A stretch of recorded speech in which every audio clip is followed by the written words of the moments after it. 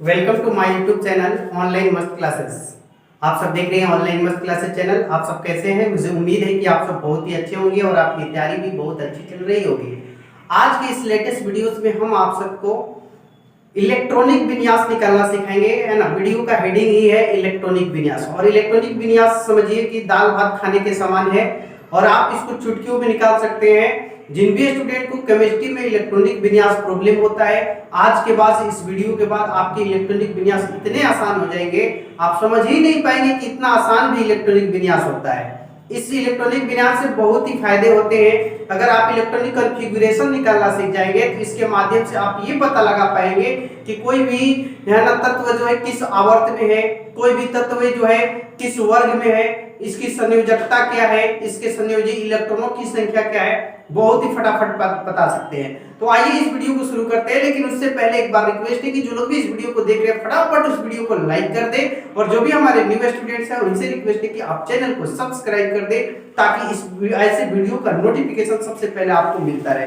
आज की इस वीडियो में हम आपको 1 से लेके 20 तक 1 से लेके 20 तक के तत्वों के परमाणु जो परमाणु संख्या जो होती है उसकी इलेक्ट्रॉनिक विन्यास करके दिखाऊंगा, उसके आगे के आप लोग करके दिखाएंगे।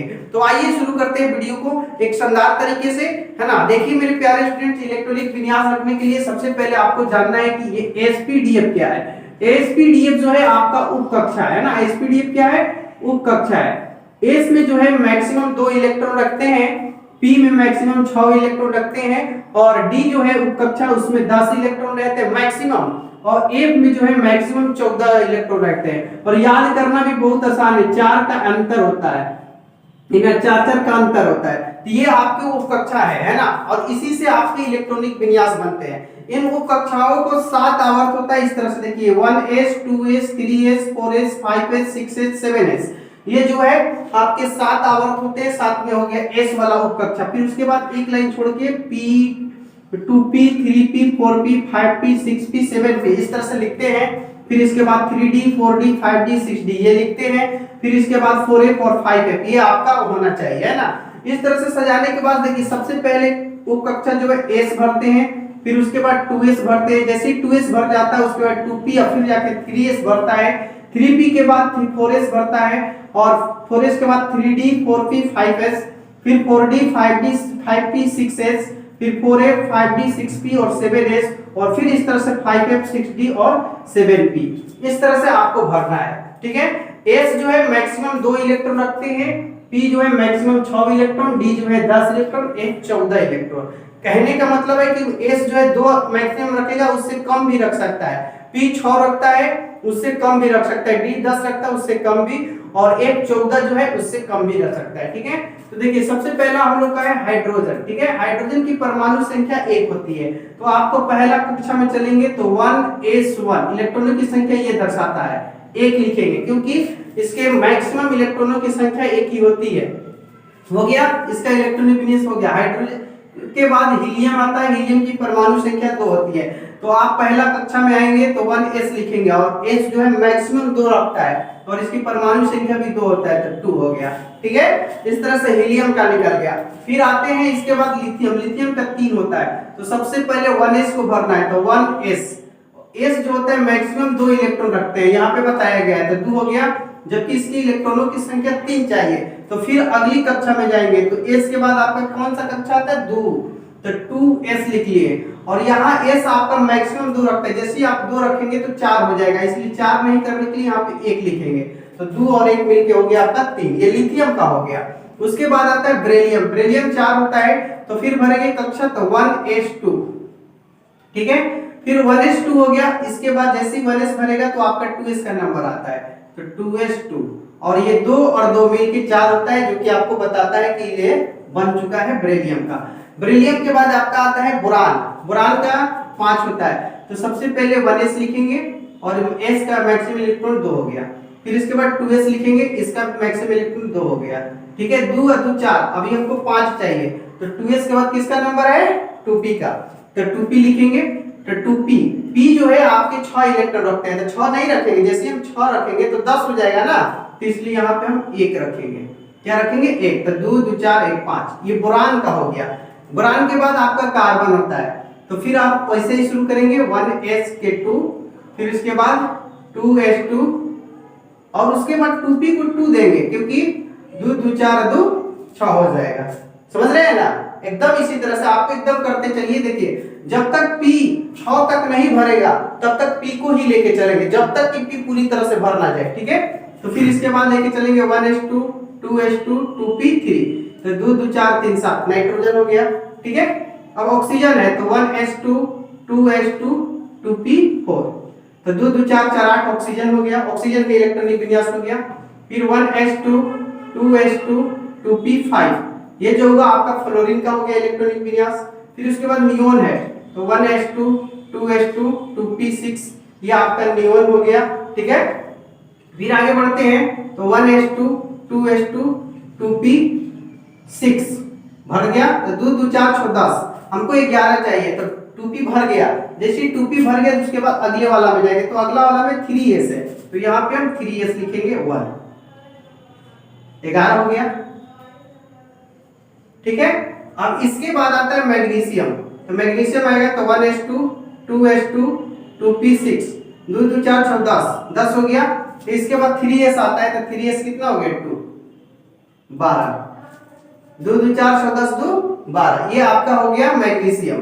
मैग्नीशियम के बाद एल्युमिनियम 13 है, तो इतना तो आपको पूरा पीछे वाला रिपीट ही करना है, जैसे कि 1s2 2s2 2p6 3s2, तो 2 2 4 6 10 2 12 12 हो गया। तो 12 के बाद 3s के बाद किसका नंबर आता है 3p का। देखिए जैसे ये 3s भरेगा आपको इधर से आना है ना, p इधर से, तो 3p का नंबर आता है। तो 3p में हमने बताया कि p 6 को रहता है, लेकिन 6 को इसको देंगे नहीं, जैसे ही हम 6 दे देंगे तो आपका ज्यादा हो जाएगा। तो ज्यादा हो जाएगा तो हम गिन लेते हैं कितना चाहिए, 2 2 4 6 10 2 12 1 13। ठीक है, ये हो गया आपका एल्युमिनियम। अब ये p लगातार चलेगा जब तक कि p के मैक्सिमम 6 इलेक्ट्रॉन ना हो जाए, याद रखिएगा। तो जब सिलिकॉन लिखना हो तो 1s2 2s2 2p6 3s2 3p2 हो गया। उसी तरह से फास्फोरस में आएंगे तो 1s2 2s2 2p6 3s2 3p3, 2 2 4 6 10 12 2 14 हो गया। ये सिलिकॉन वाला फास्फोरस में 2 2 4 6 10 12 3 15 हो गया। ठीक है ना, फिर 1s2 2s2 2p6 3s2 3p4 होगा, तो 2 2 4 6 10 2 12 4 16 16 हो गया, क्योंकि जितने इलेक्ट्रॉन उतना ही परमाणु संख्या भी होती है। ठीक है, क्लोरीन का भरना हो तो 1s2 2s2 2p6 3s2 3p5, तो 2 2 4 6 10 2 12 5 17, क्लोरीन 17 हो गया। ठीक है, फिर इसके बाद आर्गन का नंबर है तो 1s2 2s2 2p6 3s2, इसके बाद 3p का नंबर है तो 3p6, तो 2 2 4 6 10 2 12 6 18। इस तरह से आपके आर्गन का भी कंप्लीट हो गया। अब आर्गन के बाद आता है पोटेशियम 19, तो ये पीछे वाला आपको रिपीट ही करना है, 1s2 2s2 2p6 3s2 3p6, तो 2 2 4 6 10 2 12 6 18 हो गया। लेकिन हमें 19 चाहिए और 3p जो है पूरी तरह से भर गया है, तो 3p के बाद किसका नंबर आता है 4s का, तो s 2 को रखता है, लेकिन इसको एक ही रखें, कोई भी s हो, चाहे 1s हो 2s हो 3s हो 4s हो, एक ही इलेक्ट्रॉन है ना यहाँ पे देंगे मैक्सिमम, लेकिन 2 होता है। फिर उसके बाद 20 आता है, तो इसको तो रिपीट करेंगे ही, 1s2 2s2 2p6 3s2 3p6 और 4s2, तो यहाँ के लीजिए 2 2 4 6 10 2 12 6 18 2 20। तो इस तरह से आप किसी भी तत्व का इलेक्ट्रॉनिक विन्यास झंडू बाम मतलब कि आसानी से निकाल सकते हैं। मैंने आपको 20 तक करके दिखाया है। अब आइए हम आपको बताते हैं कि इससे फायदे क्या हैं। जैसे कि इसमें कक्षा की संख्या कोई पूछ दिया था, एक, ये फर्स्ट आवर्त में मिलेगा, ये भी एक आया तो फर्स्ट आवर्त में, इसमें 2 आया है तो दूसरे आवर्त में मिलेगा, इसमें भी 2 आया है तो दूसरे आवर्त। आवर्त की संख्या जो होती है ना टोटल 7 होती है, याद रखिए आवर्त कितने होते हैं 7 होते हैं, याद रखना है। तो आपको है ना पहचानने में संयोजी इलेक्ट्रॉन अगर कोई पूछ दे वो भी आप इसकी सहायता से निकाल सकते हैं। संयोजी इलेक्ट्रॉन बहुत ही आसान है, संयोजी इलेक्ट्रॉन की संख्या को बताना इतना आसान आप लोग समझ नहीं सकते। तो किसी भी तत्व का जो इलेक्ट्रॉनिक विन्यास होता है उसके बाह्यतम कक्षा में जो इलेक्ट्रॉन होगा ना, संयोजी इलेक्ट्रॉन क्या होता है, बाह्यतम कक्षा के इलेक्ट्रॉन होते हैं, बाह्यतम कक्षा के इलेक्ट्रॉन। ठीक है, आइए मान लीजिए कि कोई पूछ दिया कि कार्बन के संयोजी इलेक्ट्रॉन, कार्बन के संयोजी इलेक्ट्रॉन। तो कार्बन देखिए यहाँ पे एक कक्षा आया है और यहाँ पे क्या कक्षा है, दो कक्षा है, दो नंबर, दो कक्षा, ये भी 2 है, ये भी 2 है, इसको एक ही के अंतर्गत गिनेंगे। ये कक्षा नंबर 1 हुआ, ये कक्षा 2 हुआ, तो इसमें इलेक्ट्रॉन संख्या क्या है, 2 2 4। तो कार्बन के संयोजी इलेक्ट्रॉन कितने हैं, 4। इस तरह से बता सकते हैं। मान लीजिए कि कोई पूछ दिया आर्गन के संयोजी इलेक्ट्रॉन। आर्गन के संयोजी इलेक्ट्रॉन आपको बताना है, बहुत इजी है, कुछ करना नहीं। आइए मैं बताता हूँ। जैसे कि आर्गन है, इसमें कक्षा की संख्या 1, ये कक्षा नंबर 2 और ये कक्षा नंबर 3। तो संयोजी इलेक्ट्रॉन मतलब कि बाह्यतम कक्षा के इलेक्ट्रॉन कहलाते हैं। तो इसके बाह्यतम कक्षा तीसरा कक्षा है और इसमें इलेक्ट्रॉन 8 हुए, हो गया। यानी कि इसका जो बाह्यतम कक्षा है संयोजी इलेक्ट्रॉन जो है फुल है, अष्टक इसका पूरा हुआ है। अब मान लीजिए कि हमें कोई क्लोरीन का पूछ दिया, क्लोरीन का संयोजी इलेक्ट्रॉन, ये भी आप बता सकते हैं। तो क्लोरीन के पहला कक्षा है, ये दूसरा कक्षा, ये तीसरा कक्षा। तो बाह्यतम कक्षा ये होगा, ऐसे 3 कक्षा आप बनाएंगे तो ये तीसरा वाला ही बाह्यतम कक्षा होगा ना। तो 2 और 5 7, तो इसके इलेक्ट्रॉनों की जो कक्षा संयोजी इलेक्ट्रॉन की संख्या होगी वो कितना होगी, 7 होगी। ये आपका हो गया, समझ में आ रहा है ना। तो इस तरह से आप किसी को बता सकते हैं। अब कोई पूछ दे कि क्लोरीन किस आवर्त में मिलेगा, किस आवर्त में, आवर्त की संख्या 7 होती है, मैंने बताया है आवर्त 7। तो आपको देखिए देखना है कि लास्ट में कौन सा कक्षा है। ये देखिए पहला कक्षा हो गया, ये आपका दूसरा कक्षा हुआ और ये तीसरा कक्षा हुआ। यानी कि अगर आपको क्लोरीन को खोजना हो तो आप फटाक से तीसरा आवर्त में जाइए, आपको क्लोरीन मिल जाएगा, है ना। तो ये इलेक्ट्रॉनिक कॉन्फ़िगरेशन था जिसमें हमने 20 तक करके दिखाया। और किसी भी तत्व का आप इलेक्ट्रॉनिक विन्यास, ये आप पावर रूल बोलते हैं, और इस नियम के आधार पर आप किसी भी तत्व का इलेक्ट्रॉनिक विन्यास बहुत ही आसानी से और बहुत ही कम समय में निकाल सकते हैं, है ना। तो मेरे प्यारे स्टूडेंट्स, मुझे पूरी उम्मीद है और पूरी गारंटी भी है कि आपको जो मैंने इलेक्ट्रॉनिक विन्यास निकालने का तरीका बताया वो आपको जरूर ही समझ में आया होगा, है ना दोस्तों। और आप लोग मुझे कमेंट सेशन में आप लोग बताएंगे, कुछ इलेक्ट्रॉनिक विन्यास हम देते हैं आपके लिए, है ना। स्कैंडियम जो कि Sc का होता है 21 परमाणु संख्या, इसको आप लोग ना इलेक्ट्रॉनिक विन्यास निकाल के कमेंट सेशन में बताएंगे कि इसका इलेक्ट्रॉनिक विन्यास कैसे निकलेगा और क्या होगा। तब मुझे पता चलेगा कि मेरे प्यारे प्यारे स्टूडेंट्स को इलेक्ट्रॉनिक कॉन्फ़िगरेशन, इलेक्ट्रॉनिक विन्यास निकालना आ गया, ठीक है ना मेरे प्यारे स्टूडेंट्स।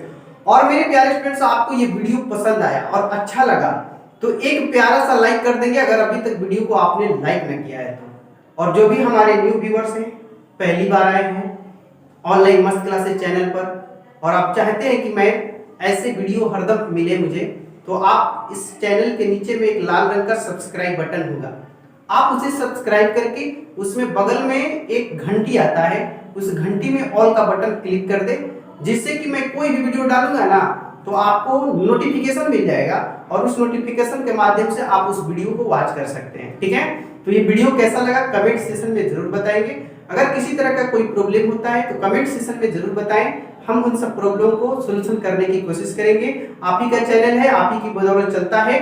मैं कहा हूँ तू ही तू है, ये सब तेरा अंदाज है। अरे मैं कहा हूँ तू ही तू है, ये सब तेरा अंदाज है। अरे मुझमें जो बोलता है ये तेरी आवाज है कहूँ तो है नहीं, नहीं कहूँ तो है, इस है ना है के बीच में कुछ ना कुछ तो है। Thanks for watching this video. जय हिंद, टाटा, बाय बाय, धन्यवाद।